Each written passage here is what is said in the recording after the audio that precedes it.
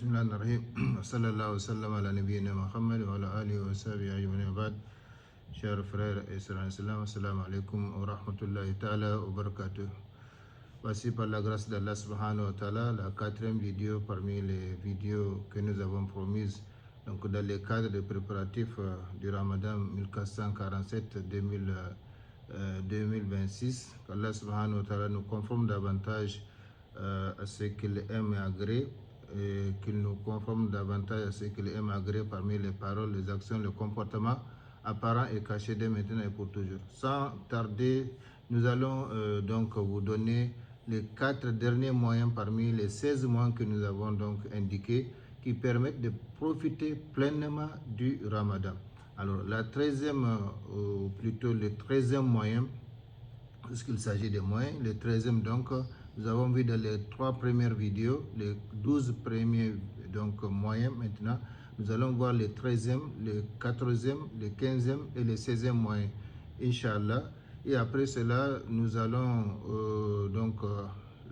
faire d'autres vidéos, toujours dans le cadre donc, de ce Ramadan 1447-2026, afin qu'Allah subhanahu wa ta'ala nous conforme davantage à ce qu'il est agré et surtout que notre jeûne soit vraiment à la hauteur de ce que nous espérons, que Allah subhanahu wa ta'ala l'accepte de nous.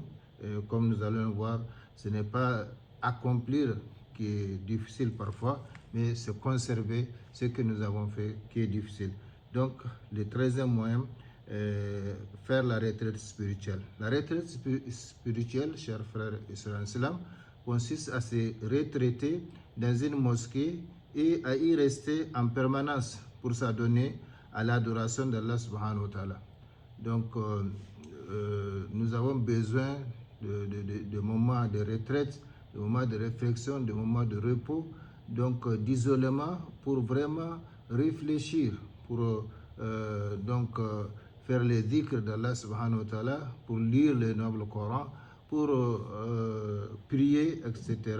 Donc cette retraite est confirmée par le noble Coran et par la sunna du prophète sallallahu alayhi wa sallam. Le prophète sallallahu alayhi wa sallam avait l'habitude de se retrancher à la mosquée ou de se retraiter à la mosquée dans la dernière décade de chaque Ramadan. Et dans l'année où il allait mourir, il s'est retraité pendant 20 jours, donc 2 décades. Donc la 2e et la 3e décade pour s'adonner à l'adoration d'Allah subhanahu wa ta'ala. C'est au cours de cette retraite que Jibril alayhi salam, l'ange Jibril alayhi salam vient faire la révision donc de tout ce qui a été révélé avant donc le Ramadan en cours. Et dans la dernière année où il allait mourir, sallallahu alayhi wa sallam, eh bien, il s'est retraité pendant 2 décades pour réviser donc avec Jibril alayhi salam le Coran, tout le Coran. Donc, c'est quoi l'objectif de la retraite spirituelle? Son objectif est de permettre à l'homme de se détacher des autres dans une mosquée pour s'occuper à faire le dhikr, à lire le noble Coran, à prier, à invoquer et surtout à éviter les interdits d'Allah subhanahu wa ta'ala. Donc, sans cela, eh bien, on peut être bien perturbé par les gens, perturbés par les événements, perturbés par la situation. Donc, l'objectif, c'est de se retrancher donc, dans une mosquée, se détacher dans une mosquée, parmi les mosquées d'Allah subhanahu wa ta'ala, pour lire le noble Coran, pour faire les dhikrs d'Allah subhanahu wa ta'ala, comme nous l'avons vu, les dhikrs général et global, et également pour prier, donc la salat islamique, pour invoquer Allah subhanahu wa ta'ala et surtout pour éviter les interdits d'Allah subhanahu wa ta'ala. Donc c'est pourquoi il ne convient pas à celui qui fait la retraite spirituelle de s'occuper de futilités mondaines. Au contraire, il doit fournir le maximum d'efforts pour chercher l'agrément et la récompense d'Allah subhanahu wa ta'ala. Malheureusement, nous voyons que même pendant la retraite spirituelle, eh bien, les gens se permettent de se rendre visite, d'aller causer dans la mosquée là où ils sont en retraite spirituelle. Ça ne convient pas. Ça ne convient pas. La retraite spirituelle, justement, c'est pour éviter donc les gens, les enfants, les femmes, tout. Regardez, subhanallah, le prophète sallallahu alayhi wa sallam. Et qui est le prophète qui peut comparer le prophète sallallahu alayhi wa sallam en matière de responsabilité.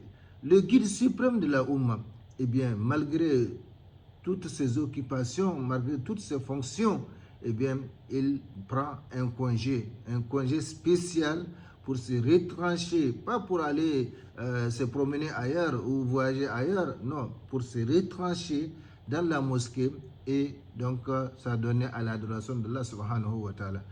Alors que Allah subhanahu wa ta'ala lui a pardonné tout. Les péchés passés comme les péchés futurs, Allah subhanahu wa ta'ala lui a pardonné tout. Malgré cela, il nous donne l'exemple pragmatique, non seulement de son comportement, de sa sunna, mais également l'exemple pragmatique dans la recherche de la nuit de Laylatul Qadr. Donc, il se retranche pendant la dernière décade de Ramadan, chaque Ramadan, et dans la dernière année où il allait mourir, il se retranchait pendant 20 jours.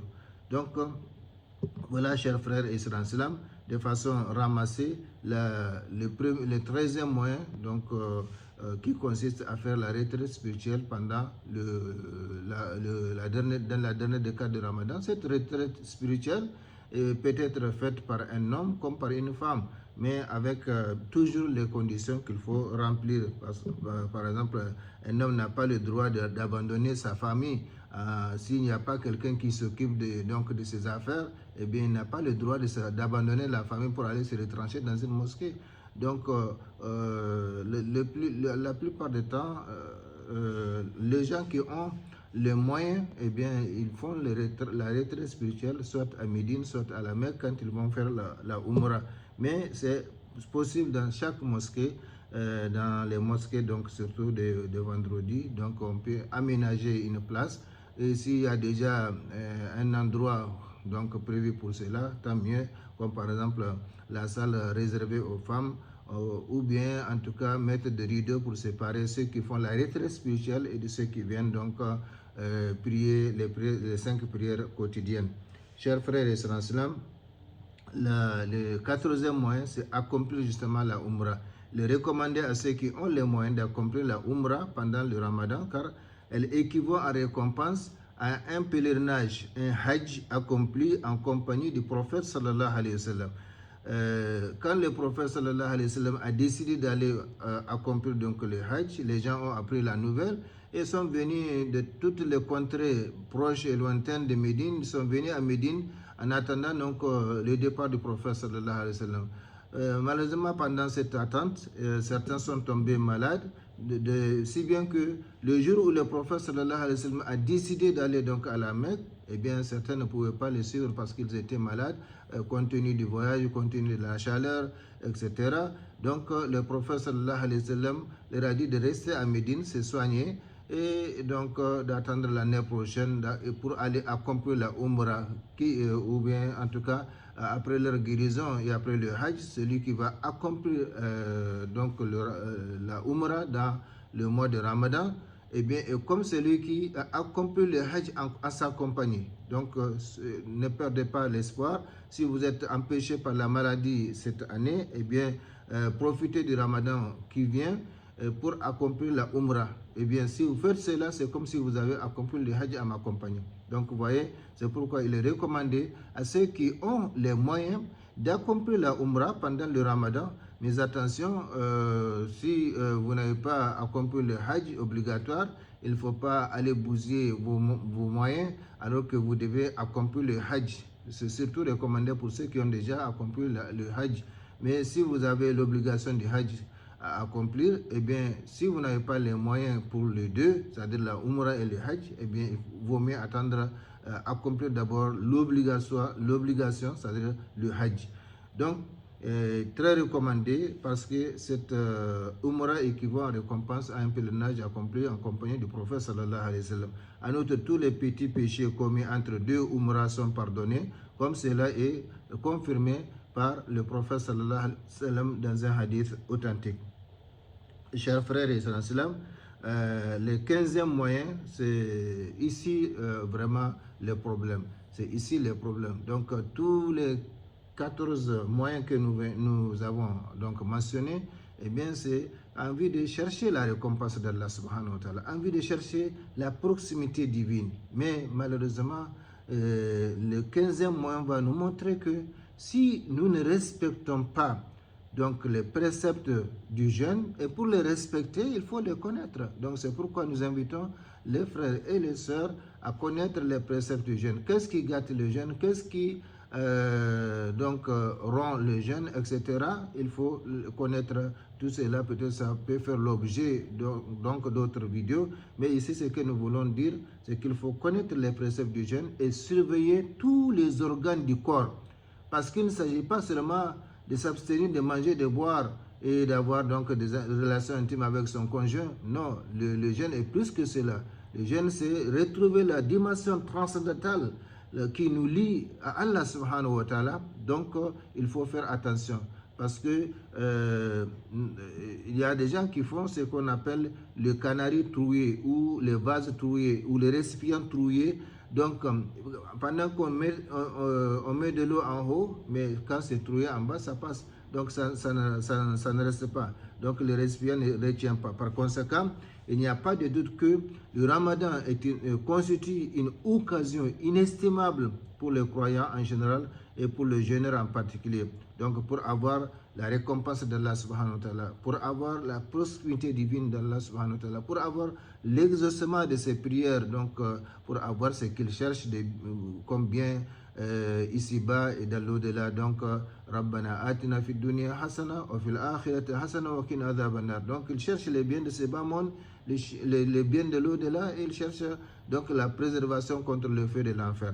Donc, cependant, chers frères et sœurs en islam, nul ne peut profiter, je dis bien nul ne peut profiter pleinement du jeûne que si tous ces organes jeûnent et respectent les exigences du ramadan.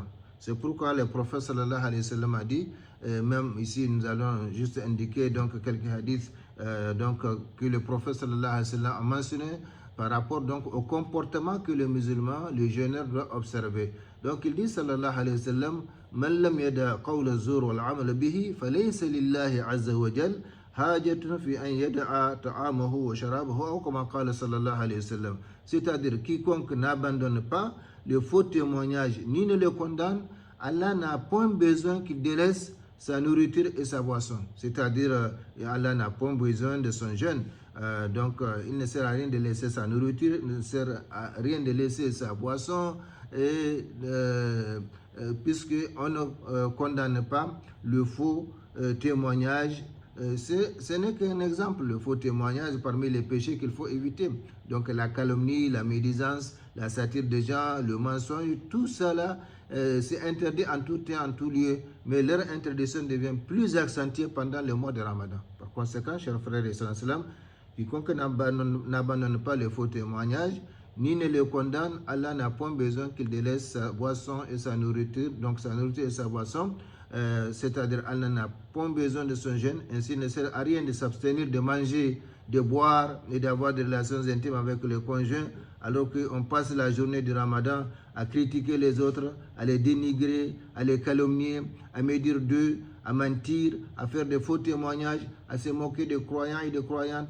Non seulement ceux qui se comportent de la sorte se fatiguent, mais également ils encaissent des péchés, sans compter qu'Allah subhanahu wa ta'ala ne les récompensera pas pour un jeûne accompli dans ces conditions.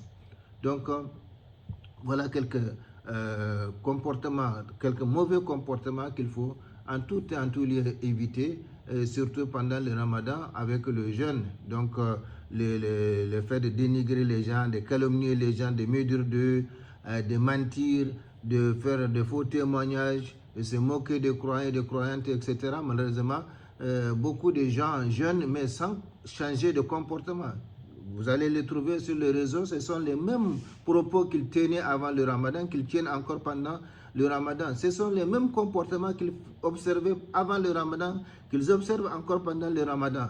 Ça ne profite pas. Le Ramadan a ses exigences. Si on ne les remplit pas, si on ne les respecte pas, eh bien on n'aura pas la récompense, toutes ces récompenses décrites, toutes ces facilités, faveurs, ces grâces, ces bienfaits que nous avons mentionnés, eh bien on ne peut pas les avoir si on ne respecte pas les exigences donc, du Ramadan. Donc, chers frères et sœurs en islam, il faut nécessairement que ça soit clair, il faut respecter donc le jeûne, les conditions du jeûne, les exigences du Ramadan. Par conséquent, ceux qui s'adonnent à ce genre de comportement, la médisance, la calomnie, la satire des gens, le mensonge, le faux témoignage, eh bien, non seulement ils se fatiguent, mais en plus de cela, ils encaissent des péchés, sans compter qu'Allah subhanahu wa ta'ala ne les récompensera pas pour un jeûne accompli dans ces conditions. Qu'Allah subhanahu wa ta'ala ait pitié de nous et qu'Allah subhanahu wa ta'ala nous conforme davantage à ce qu'il est malgré. Ce n'est que quelques jours. Tous les mois, aujourd'hui, les mois, c'est comme une semaine ou 2 semaines. Avec la rapidité avec laquelle le temps passe, eh bien, il faut patienter pour que Allah subhanahu wa ta'ala nous donne la récompense due à notre jeûne. Le prophète sallallahu alayhi wa sallam nous précise ليس الصيام من الأكل والشرب إنما الصيام من اللغو والرفث أو كما قال صلى الله عليه وسلم. Le jeûne ne consiste pas à se retenir de manger, de boire, mais à s'abstenir de frivolité et de turpitude. Donc, comme je l'ai dit, le Ramadan est un échantillon de vie spirituelle qu'Allah subhanahu wa ta'ala nous propose pour que nous puissions copier cet échantillon durant toute la vie. Donc, regardez comment nous sommes pendant le Ramadan, comment nous sommes avec Allah subhanahu wa ta'ala, comment nous sommes avec le Coran, comment nous sommes avec les gens, comment nous sommes avec la famille, comment nous sommes avec notre corps. Donc, c'est ça, cet échantillon de vie spirituelle qu'Allah subhanahu wa ta'ala veut que nous copions et que nous continuons donc à vivre selon cet échantillon durant toute l'année. Et non être des anges pendant le Ramadan et puis devenir au lendemain de Satan, ou billah, Satan, shayatin ins ou djinn. Donc, chers frères et sœurs en islam, il faut savoir qu'il ne s'agit pas d'accomplir, même si c'est un autre thème qui mérite une autre vidéo, il ne s'agit pas d'accomplir une œuvre, une adoration et puis s'exécuter, dormir sur ses lauriers. Moi j'ai jeûné, j'ai fait ceci, j'ai accompli le hajj, j'ai accompli la umrah. Non, parce qu'il y a 4 choses qu'il faut craindre. Et je vais les donner très rapidement parce que ce n'est pas le thème. La première des choses à craindre, c'est la non-acceptation de l'œuvre. Parce que l'œuvre ne peut pas être acceptée d'Allah subhanahu wa ta'ala si les conditions fixées par Allah ne sont pas respectées. La deuxième chose à craindre, c'est la ria ou ostentation. Donc, en accomplissant une œuvre sans viser la récompense d'Allah subhanahu wa ta'ala, sans viser Allah subhanahu wa ta'ala, mais plutôt les gens, eh bien ça c'est à éviter. La troisième chose, c'est la non-conservation de l'œuvre jusqu'à la rencontre avec Allah subhanahu wa ta'ala. Dans l'au-delà, si on ne vient pas avec donc l'adoration, eh bien, et l'adoration peuvent donc être annulé par les mauvais comportements. Les bonnes actions effacent les mauvaises, et c'est valable aussi. Les mauvaises effacent les bonnes. Donc, il faut conserver l'œuvre jusqu'à la rencontre avec Allah subhanahu wa ta'ala. Et la quatrième chose, c'est la non-conformité. Il faut que notre œuvre, notre adoration soit conforme à ce que Allah subhanahu wa ta'ala a recommandé par le biais de son messager Muhammad sallallahu alayhi wa sallam. Par conséquent, chers frères et sœurs en islam, si nous voulons vraiment réussir notre Ramadan, eh bien, il faut que tous les organes du corps jeûnent. Donc la langue doit jeûner, les yeux doivent jeûner, les pieds doivent jeûner, la main doit jeûner, etc., etc. Et pour terminer, donc le 16e moyen, c'est jeûner 6 jours de Shawwal. Donc là, c'est pour vous donner une astuce. Cette astuce qui nous permet donc d'avoir la récompense d'un jeûne éternel, comme si nous jeûnons toute notre vie jusqu'à la rencontre avec Allah subhanahu wa ta'ala. Les ulémas ont stipulé que les signes de l'acceptation d'une bonne action et l'accomplissement d'une autre bonne action après elle, et les signes du rejet d'une bonne action et l'accomplissement d'une mauvaise action après elle. C'est pourquoi il est recommandé, conformément à la sunna du prophète sallallahu alayhi wa sallam, de jeûner 6 jours de Shawwal après Ramadan. Il en a fait dit, quiconque jeûne le mois de Ramadan et le fait suivre de 6 jours de Shawwal est comme celui qui jeûne tous les temps de sa vie, rapporté par Muslim. Ceci s'explique, chers frères et sœurs en islam, par le fait que la bonne œuvre est récompensée de 10 à 700 fois sa valeur. Jeûner 30 jours ou 29 jours de Ramadan équivaut à 300 jours de jeûne en récompense. Et 6 jours de Shawwal équivalent à 60 jours, d'où le jeûne de Ramadan avec 6 jours de Shawwal équivalent à 360 jours, soit un an de jeûne. Eh bien, quiconque fait cela chaque année, c'est comme s'il jeûne toute sa vie. Qu'Allah subhanahu wa ta'ala nous aide à appliquer cette sunna. Donc, comme vous voyez, chers frères et sœurs en islam, voilà donc les 4 vidéos. N'oubliez pas de vous abonner à notre chaîne parce que nous allons continuer à vous donner d'autres vidéos à vous. Inch'Allah, dans le cadre du Ramadan et également en dehors du Ramadan, pour que nous puissions donc cheminer ensemble, progresser ensemble positivement vers Allah subhanahu wa ta'ala et surtout conserver ce que nous avons accompli comme bonne œuvre. Évitons donc tout ce qui peut gâter les bonnes œuvres. Donc il ne s'agit pas d'avoir de beaucoup d'œuvres et puis les geler par la suite. Qu'Allah subhanahu wa ta'ala nous conforme davantage à ce qu'il aime agré. ربنا تقبل منا إنك أنت السميع العليم وتب علينا إنك أنت التواب الرحيم اللهم أعز الإسلام والمسلمين في كل مكان ووفقنا دائما لما تحب وترضى من الأقوال والأفعال والأحوال برحمتك يا أرحم الراحمين اللهم صل وسلم وبارك وعن إمام عبدك رسولك محمد وعلى آله وأصحابه أجمعين سبحان ربك رب العزة عما يصفون وسلام على المرسلين والحمد لله رب العالمين والسلام عليكم ورحمة الله تعالى وبركاته.